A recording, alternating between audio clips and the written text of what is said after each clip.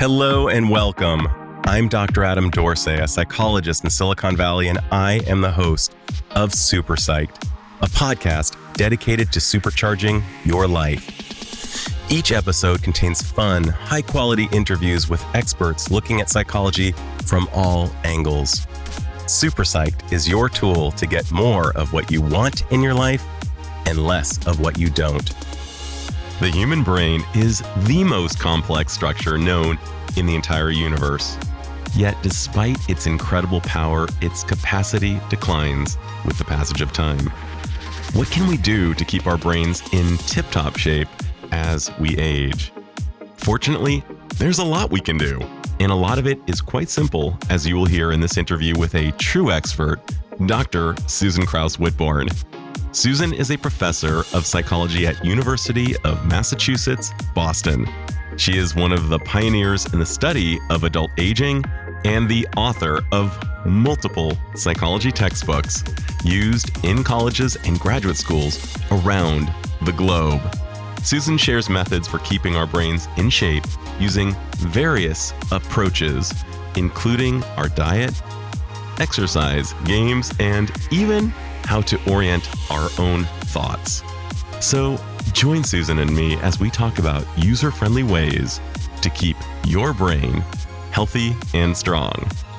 Dr. Susan Krauss Whitbourne, who's asked me to call her Susan, welcome to Super Psyched. Oh, I'm so happy to be here. I just was, doing some of my geeky activities and stumbled across some of your work and realized this is someone I need to introduce to my audience. You've done everything. You've touched so many facets of clinical psychology, everything from the lifespan to aging to personality disorders, particularly those that are most troubling to us, including things like psychopathy and borderline and a host of other areas. But today I thought we'd talk about maintaining and improving our brains, if at all possible, and at worst, slowing cognitive decline, depending on who's listening. Because you've touched on this in so many ways, being an aging expert. Before we begin, just a brief introduction on who you are, if you don't mind. Not at all. I'm currently a faculty fellow at the Institute of Gerontology at UMass Boston and an adjunct professor. I do teach a course on mental health and aging on their online seminar, which has been tons of fun. It was a big move for me. I taught at UMass Amherst down the pike, if anybody here is familiar with the borders of the Mass Pike, about an hour and a half away, and spent 34 years there, really in the psych department, teaching everything from intro psych to graduate courses and assessment. But I did really love teaching intro. It was a lot of fun. I had hundreds of students in my class at any one time.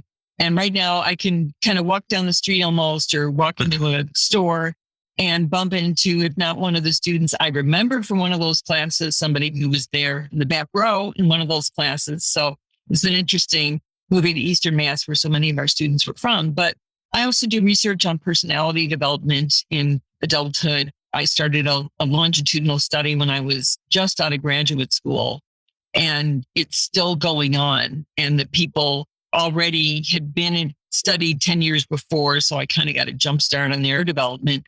And the study is continuing. I'm working with some colleagues who really taken it up to the next level, method-wise, funding-wise. And it's just been a really interesting adventure studying people and how they actually develop over time. Wonderful. Well, let's get into my big question to start things off. And that is, if you were suddenly tasked to create something akin to a brain fitness camp, what would be some of the sessions that you would involve to improve our brains and at least to maintain what we've already got? Well, for one thing, I would probably tell people, don't waste your money on brain training games that you have to buy. And definitely don't take any memory supplements. No Nariva, no Prevagen, the stuff, it's just a waste of money. So save your money for fitness camp. Much better. Okay. So actually physical fitness camp rather than these supplementations, yes, paying for these games that are touted as brain boosters. No, and there's a lot of research to show what they do and what they don't do. So that's getting rid of the things not to do all of the exercise. I would definitely add in there. My first intervention would be work on your beliefs about your memory and your belief that you can control your memory and start to gain some confidence in your cognitive skills. Because the thing that really does us in is figuring you can't do something, or what's called low memory self-efficacy. So I would build that. I would build people's confidence in their ability to use strategies and learn strategies. So don't give up on yourself, and no stereotype threat allowed. No thinking I'm old, therefore I can't learn. Then I would get on to the actual things that might help. So part of it depends on what you want to improve.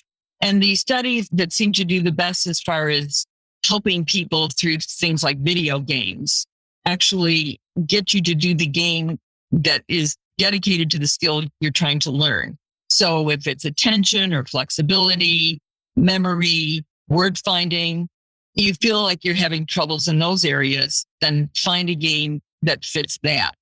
And then I would say have a game that you like doing. It's got to be something you enjoy, or, you're going to take that thing home and put it down and never see it again. And people talk about this in studies that they do on video game training. Like you give somebody a first-person shooter game and they're a Candy Crush lover, they're never going to pick up that video console. They won't, and they won't show any improvement because they hate the game. So it has to be something people love, and people love casual social video games. And then I would say, put some time into it. The studies that show the greatest efficacy of any kind of training game involve constant practice. It's not just one and done, you're done for the week. And it is like physical exercise. You will get out of it what you put into it time-wise. So you've got to be willing to stick with it and don't give up if you're not seeing the results right away. And then, put some variety into it, have some fun things that don't even seem like they're meant to help your brain, or could help your brain in ways that you wouldn't have expected. In terms of memory self-efficacy, I think you really hit on something so big and so crucial. It's as if we go through life with our self-talk with either a wise Yoda in our ear or an angry fill in the blank, just person, experiencing road rage behind our brain screaming at us and not really helping us. I'm wondering what a person could do. What would be some very clear-cut messages that would assist us in cultivating memory self-efficacy, as you call it so brilliantly? Well, I borrowed the term from... I'm sorry, I don't mean as you call it, right? As it is called in the field. I wish I'd come up with it. But sure. No, I would say what to tell yourself. It's like the old-fashioned cognitive restructuring. Notice your assumptions about yourself. The musts, the Albert Ellis, the should and the must, and this ideal thing that you don't think you are. And when you catch yourself in the middle of that thought, take it out there, examine it, and try to turn it around. Or if it's accurate, then you kind of have to address it. So I don't want people living in a fantasy world that, everything's just hunky-dory. But when you catch yourself being down on yourself for things that are not true, or they're just drilled into your head through the media, then it's time to take it out, look at it, question it, see if you can flip it around. I've been thinking a lot about how the brain has evolved, and really the brain has evolved pretty much exclusively for our survival, not for thinking. And so what you're proposing right now, kind of akin to Adam Grant's book title, which is Think Again, you're suggesting that people actually use their brain for thinking in addition to its kind of default mode, and the cognitive after images, the echoes of media, which feed us much to our detriment with messages that are not helpful, and our own kind of default tendency to go towards words like must and should. And I believe Albert Ellis was also famous, maybe it's apocryphal, for saying something like, masturbating and shooting on ourselves. And Absolutely said that. You did. Okay. And I love the idea of when we engage in those types of distorted thoughts to instead take a moment and to revise them. And instead of maybe should, it's I will do this, perhaps. I don't know. What do you think? What would be a good alternative for should? It would be nice.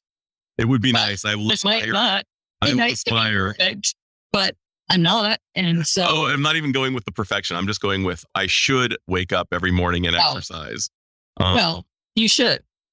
And of course we should. And, But if you don't exercise, it doesn't make you a bad person. right. And so that is why a lot of people fall off the exercise wagon, because they mess up one day or they skip one day. And then now that proves that I couldn't do it. So Right. yeah, you don't have to be so hard on yourself. A little relapse prevention never hurts. Yeah. And it seems that you're also speaking to an idea that many of us walk around with, hypotheses that we're trying to prove that we actually suck. And that's not helpful at all, obviously. So I love the idea of just recognizing, kind of from a Carol Dweck kind of a growth mindset, that my brain and my memory can grow.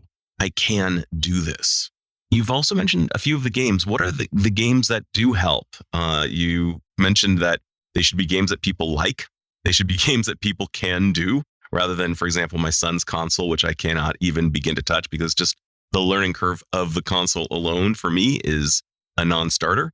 What kind of games might help, and how might they help our brains? Anything that gets you to greater cognitive flexibility. I mean, speed is great. And those games that rely on speed are good. They could be nerve-wracking though, and accomplish exactly the opposite. So if you're doing a speeded game and you're not keeping up with it, and you keep, like the old, what was it? Flappy Birds. Was that Angry Birds? No, not Angry. I think it was Flappy. You have to keep this little bird in the air. And it was impossible, at least for me. So I stopped playing it. But if you feel like you want to build up your speed, you could start with something where you can work your way into it and you're not going to just automatically fail. So I think speed is good, but I really think cognitive flexibility and task switching is the most important, because really the strength of the brain as you get older is in the prefrontal cortex, the executive functioning, where you're planning, organizing, thinking abstractly, and then being able to, I hate to say it, multitask. But task switching is actually good, because anything that gets you in a set, I use the term mindset, Carol Dweck, but that's not the kind of set I'm thinking of. The kind of set I'm thinking of is where you just always come up with an answer right away, and it's always the same answer. Because the next time the question might be different and you're going to come up with the same answer and it's going to be wrong. So you want to be ready to look at alternatives. And the best way to do that is force yourself into it. So I think a game can really help with that. But sometimes it's just old-fashioned training. I mean, one of the most impressive studies ever done in this field didn't use video games at all. They used actual just training, like old-fashioned training. And sometimes in strategy use, but sometimes in just the three basic tasks of memory, speed, and reasoning. And they found that the training itself had an effect on people's activities of daily living, ability to perform their basic functional tasks 5 years and then 10 years later. So it wasn't just a game they were playing. They were actually sitting down and learning skills. So games are fun and they're entertaining and they can do all that. But sometimes, you might want to do something more deliberately remedial. Well, before we get into the deliberately remedial, what are some games that would really embellish our cognitive flexibility, our task switching, which for me personally is such a painful thing to do, switching a task. Oh, it actually feels like it physically hurts me to context switch or to task switch. When I'm in the middle of like washing dishes and somebody asks me a question that's totally far afield from what I'm doing, it's like, wait, I was just in the zone with the dishes. It's so painful. So and then you mentioned memory, speed, and reasoning. Like, wow, you could get all of that from games. Like, what are the games that can do this? Well, and again, those weren't games, but so we want to be careful, because the games literature, they do talk about beneficial effects of training, but it's like if you learn to play Candy Crush, it's not necessarily going to help your driving. Nope. I mean, that like be a lot to ask for from a game. So I do actually think Wordle is a good game to play, and people have been complaining since the New York Times bought it. I wrote a blog about it. It was already around for 30 days by the time I discovered it, maybe longer. I don't know, but somebody told me about it. Though. And I loved it. And, I love word games and I love playing and I know a lot of words and I do a lot of crossword puzzles. So I was pretty primed for it. But what I like about it is, and this is what people got mad about, like, how dare you use two of the same letters in a word? Oh, Right. I can't use the word abase because it's big. Or they're too hard. Good. It should make you think outside the box. That's what's, people don't understand. Hard is good. Yeah. Even if you're not going to keep your streak up, it forces you to stretch your mind. Mm. So I think Wordle is good for that reason. But I think some people have a preference for verbal and some for visual. And there's enough choices out there that you can pick the one that's going to satisfy you the most. But we don't even have to stop with games. There are also things to do in reality. In real life? Real life. Like dishes. Okay, you might always have a routine way of doing your dishes. And then maybe one day, something wasn't, you don't have the sponge, your favorite sponge isn't there. You have to use something else. Like, this actually works better. So I often think that accidental discoveries are super helpful for the brain because it forces you to do a tiny bit of rescaffolding in there and say, this was better. Or they're out of X, so I'm going to get Y and product. And now or Y, X got too expensive, so I'm going with Y. And I like it a lot better. How did I not see this before? And then creativity, doing new kinds of skills, arts, sewing, knitting, shop work, woodworking, which I don't do, cooking. So real life things you can do that you just push yourself a little bit out of your comfort zone. I love that. Cooking in so many ways is the ideal task because it requires planning, which is so much part of our prefrontal cortex as you're pointing to your head. And it requires that we do something maybe different than we've ever done, recognizing a new pattern and a new sequence. And I can see how these types of things would improve cognitive flexibility. I'm also wondering, like some geeky things like using a non-dominant hand, driving home in a route that we don't ordinarily drive home. Are there some other in real life examples of things we can do to improve these important aspects of our brain? Well, yeah, some people have suggested brushing with your opposite hand. Mm-hmm. Yeah, why not? That's fine. Going different routes to places, it's a great idea, potentially, as long as it doesn't use too much fuel. But yeah, getting a different scenery, especially if you're in your hole-a-lot, which a lot of people have been. So I think it's important to get new scenery to look at. And yeah, you might accidentally discover something is better. You might discover it was worse, but no harm, no foul, or it might have been inconvenient. But instead of getting down on yourself for it, say, yeah, it was a worthwhile experiment. And maybe that's what a lot of this is. It's having an experimental mind. Tell me about an experimental mind. This podcast has taken a lot of interest in that concept.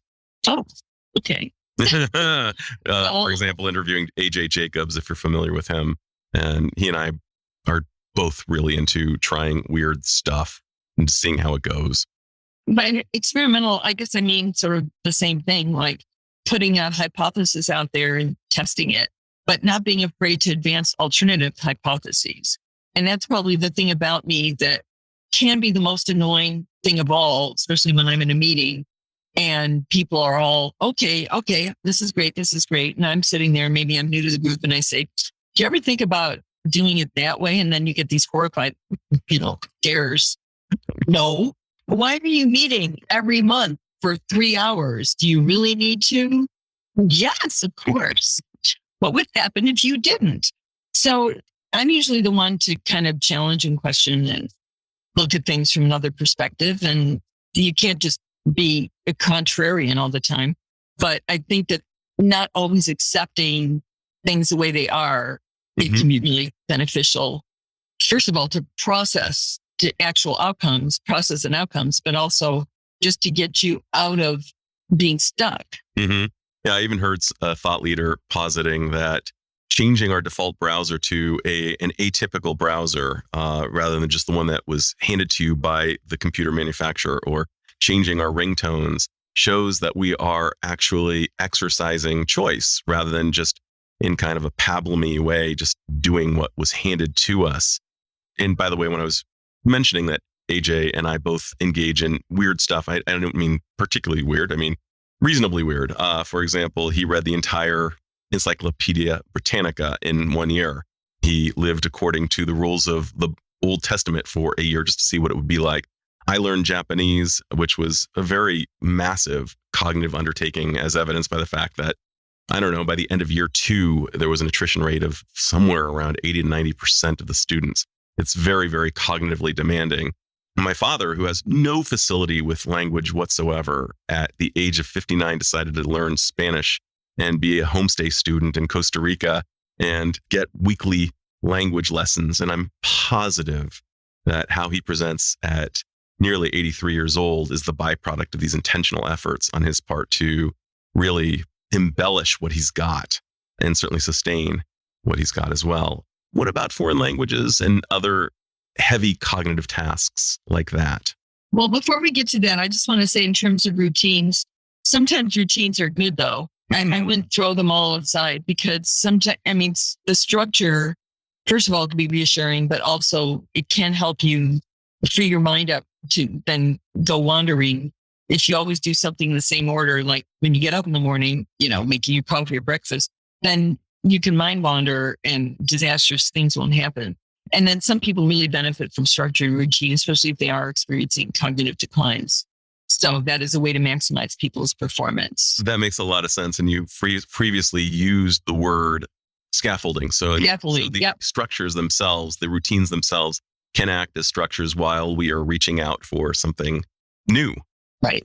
I think it's worth it. It doesn't have to be a foreign language. It could be some other task that's completely new to you. But if it is, people who are bilingual do show benefits in terms of task switching.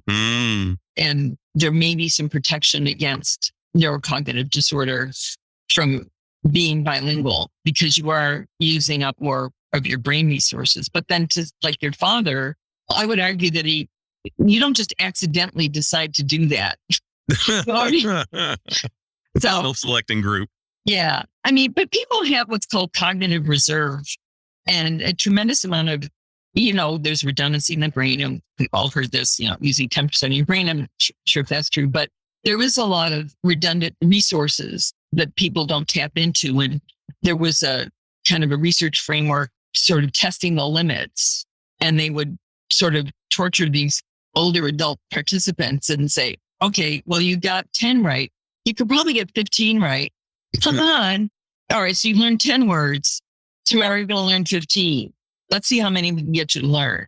And, you get past the naysaying and you actually get people to do it. And so you are building on not just switching and flexibility, but actual depth of knowledge and using what you have that you didn't know you had. And so it could be, languages, but if you can't do it, then that's not a reason to give up trying to do something different.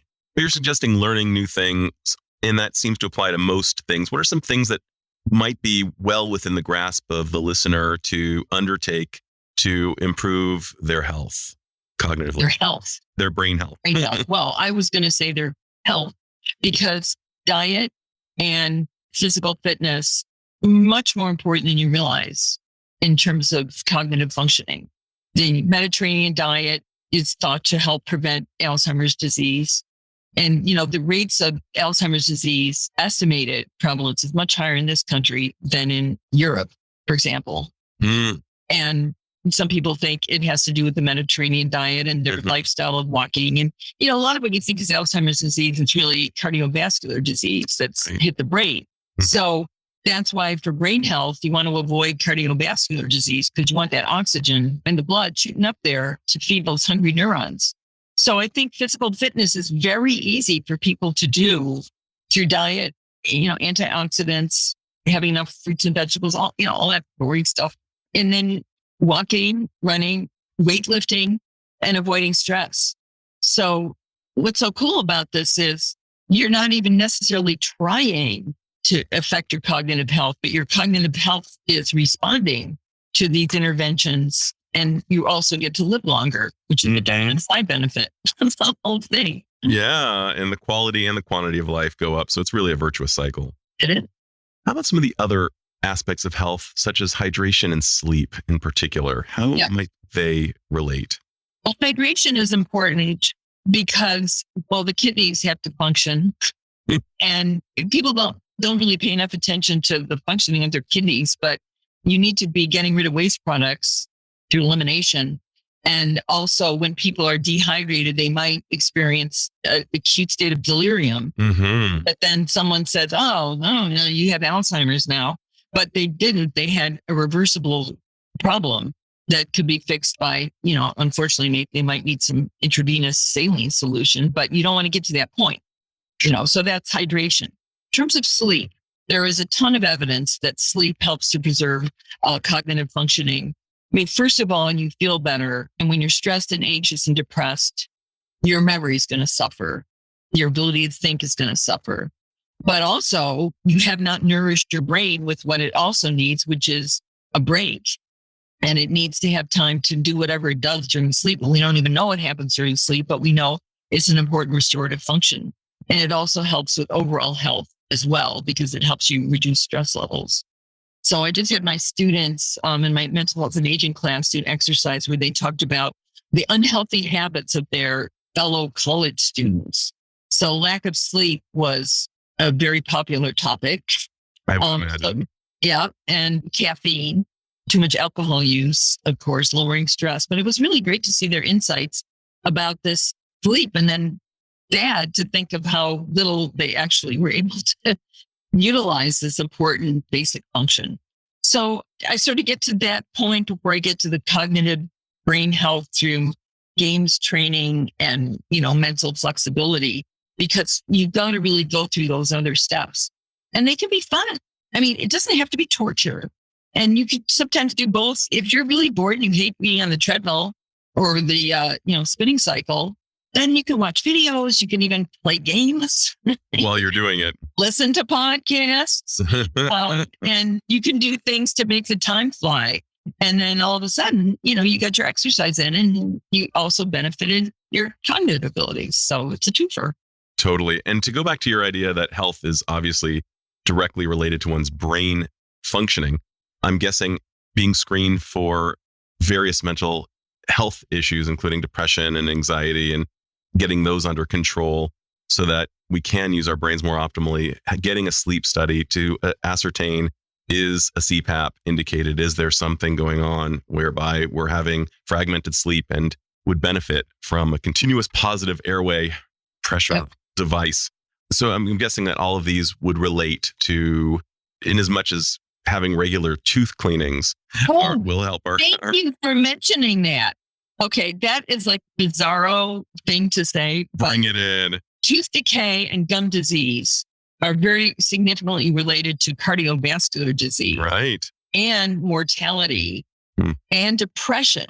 So when you think about what might lead to depression in somebody who's in later life, one would be pain. One would be anxiety and stress, like you just said, but then pain from your teeth, not being able to eat because you lost your teeth through gum disease. Right. So it is one of the facts that I put in my mental health lectures and in my writing. It's one of the factors that contributes to depression in later life and is often overlooked.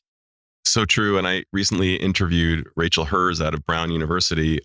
She's one of the leading experts on olfaction and eating, actually. Oh, yeah. And she talked about how when we lose our sense of smell, according to the insurance company, it's only worth the rough equivalent of monetarily of our pinky. But she was arguing that it's worth a substantial part of our life, because we are far more likely to be depressed if we can't smell.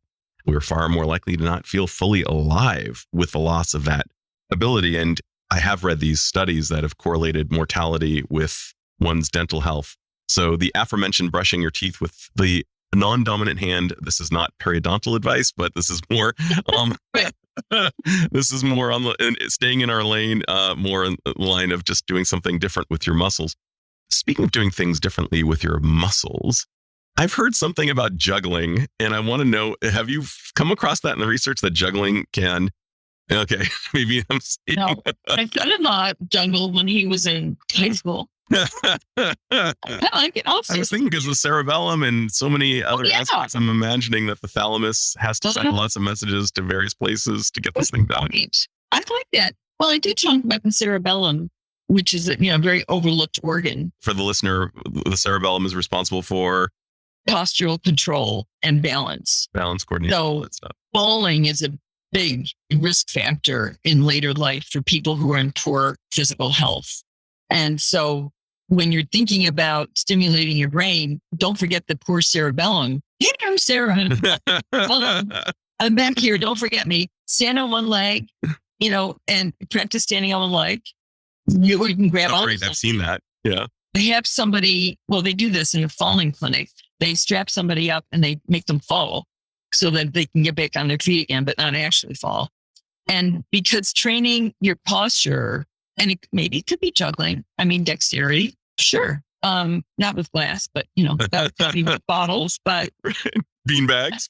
Yeah, well, we'll look it up and maybe give a postscript to this interview. Who knows? The reason I found you, though, was you wrote something that blew my mind. And I would like to dedicate the rest of this interview to that. And that is the idea of playing games with our minds without any external devices. Could you talk a little bit about that? I was blown away. I had a lot of fun doing that. It was a little blog I wrote. Of course, all my blogs are based on actual research. So I didn't just sit there and make stuff up. I found a study. I had to look around a little bit to find a study to use to support this. Let me see what I ended up citing. Yeah, I found 3 studies: planning, openness to experience, and comparing the effect of cognitive versus exercise. Oh yeah, so that was, I was trying to bolster it with some research, but literally I was sitting, don't laugh, in the dentist chair, following my own advice and staring up at the ceiling. And I'm like, oh, look at those pretty patterns up there, and doing like a little sort of stereoptic effect, where you see these like 3D images and, 2D images. Totally. And I thought, this is kind of fun. I wonder if I could do something. Almost acting like a baby in a playpen looking at a mobile at the top of the... Yeah. So often my blogs are the result of a question that I pose to myself, because I think in terms of questions and psychology, my favorite things. So I started running through, what could be some of the things you would do? Well, what about recreating? How far can you get in one of your favorite plays or musicals? Because my family are great musical theater buffs. So can I get through the entire soundtrack of Rent? And my children can do this. So I know it's possible. I can almost do it myself.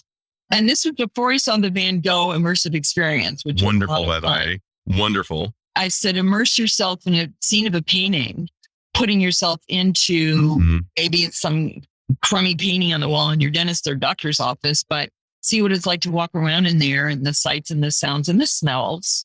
So entertain yourself that way. Think back to your first day of elementary school. I guess, reminiscence is really, kind of a long forgotten art, but how much could you actually recreate of early experiences that you've had that you want to recreate? Not stressful ones. Right. Although your first day of school might have been stressful, but that's another story. But how much can you generate? You're just reading the movie in your mind. Speaking of musicals, that comes from Miss Saigon, the movie in your mind. How about playing that one? And then I thought, well, maybe there's some practical things you can do. Why don't you plan your menu for the week? Why don't you think about if you'd like to invent your next social event? Now we can do those. Or vacation. Oh my goodness. I mean, how much wouldn't you want to be thinking about vacations if you're not already? Plan that all out and you're transported. You don't even have to go on the vacation. The thing that I was an expert at doing as a child with ADHD of the inattentive type was actually a good form of learning. I was daydreaming with great detail. You were describing that scene of walking through a painting. There was a Robin Williams film in the 90s, I believe it was called What Dreams May Come. It was not a great movie, but they walk through expressionist art and it's beautiful, just like what you were describing. Visually, it's stunning. The visuals were exquisite. And I love that idea of walking around in a painting, of revisiting my first day of school, assuming it wasn't super aversive and stressful to go back there. Perhaps even engaging the senses, like what did it smell like in that room? What were some of the sounds that were particular to that place? I'm guessing that getting more involved with the senses and the memory itself might even embellish it further. Absolutely. I mean, memory and smell are really linked when you said that earlier about smells. It's cognitive deficits seem to be linked to loss of the ability to label smells, which we don't know because the only way to tell if somebody smells something is for them to label it. So it could be a labeling thing. But smell and memory are linked to the limbic system. All the olfactory, the part of the brain that processes smell and is right down there. Right next to the hippocampus area. Yep. And so there's a lot of reasons why people invest so much in cologne, if they do, is it elicits feeling. Yep. And then when you smell that cologne, like it could be good or bad, but it might be flashing back. So, just don't put me in front of patchouli.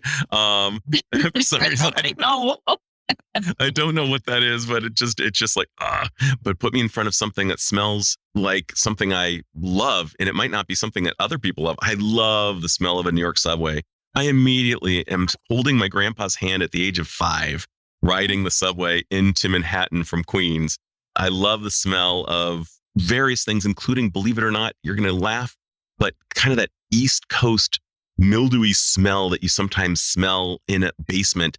Again, grandpa's house. Amazing. My favorite place on earth. Somebody else might say, oh my God, get that smell out of here. But for me, just the best. And of course, we have evidence that certain scents, like the smell of cinnamon being baked, seems to really elicit a large number of people with really good feelings. But I love that idea of, without any tools whatsoever, being able to just mine our brains and get them active in what they can do, just without any external prodding. Everything's in there. And, it's called the default mode network, part of your brain that spins around on its own without any external stimulation. And sometimes you have to disengage it to focus on an attentional task.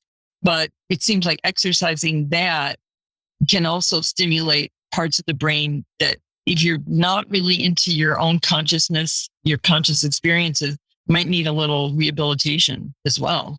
Yeah, let's talk just for a sec about the default mode network, also known as the DMN. Could you just kind of, in very simple language, describe what that is and how it relates to our lives? Well, it's a part of the brain that it's sort of locked off from outer sensory, because the sensory structures bring information up to the brain through, upward going pathways and then go through sensory parts of the cortex, like the, vision and auditory cortex. But the default mode network links the thinking parts of the cortex that operate independently of sensory stimulation and are active when you're literally thinking. It's scary to use terms like consciousness in psychology, but we have those. So what's your thinking? So it's when you're laying there and just it is daydreaming. I mean, daydreaming is the DMN at work because there's no external stimulation. There may be some, but you're not even aware of it. Well, is there anything I should have asked but haven't yet? No, I think that trying new things and pushing yourself a little bit, being open to feedback from people is really important, especially if you're trying to improve at something. If you're used to getting things done a certain way and it's a huge fail, like your beef stew just didn't work. At least you tried it. And don't be so locked into success that, you're not willing to try something new that might fail. And if you did, what's the worst thing that could happen? Totally. It's funny. In my most recent episode, I just had my 100th, and I described a scenario in which my mentor gave me feedback on a presentation I gave. I was positive I'd killed it. And when I went back to my desk and I saw the memo, back then there were written memos, if you can imagine that, it had 20 bullet points of things I did not do great. And I was totally open to 19 of them. There was one that I disagreed with, but the other 19 I implemented immediately, I think to my benefit, because I was open to his feedback. And I think that you're right. On average, that can be a very difficult pill to swallow. Let's go to our final question then. If you suddenly were bestowed with the powers to confer upon all humanity a skill or an insight that would benefit all of us with brains, what would that skill or insight be? Cognitively or in general? Let's go cognitively. Okay. I want to go back to the first point I made, which is to not get down on yourself, to develop a sense of confidence in yourself that will allow you to let those messages about aging and the brain, let them just go right by you. They can make you angry that they're there, but don't let them get to you. Really believe in yourself and your abilities, and they will come through for you. And where they don't, there are ways to improve. Wonderful. I think that's great. There's something so powerful about engaging our gentler, wiser, and encouraging parts. I think that many of us have erroneously bought onto an idea that kicking our own asses is the only way for growth. And I think that yours is the superior path. So I think that all stakeholders would benefit from bringing on a gentler, encouraging, and probably rather consistent voice like that. I cannot thank you enough for sharing your wisdom with my listeners. Susan, this was just as good as I'd hoped. And I just thank you for your time. Very welcome. Great to meet you. Great to talk with you. This was a lot of fun. Thank you. Right on. This is Dr. Adam Dorsey thanking you for listening to Super Psyched. If you know anyone who might like it or who might benefit from listening, share it. And if you like the episode, please hit subscribe.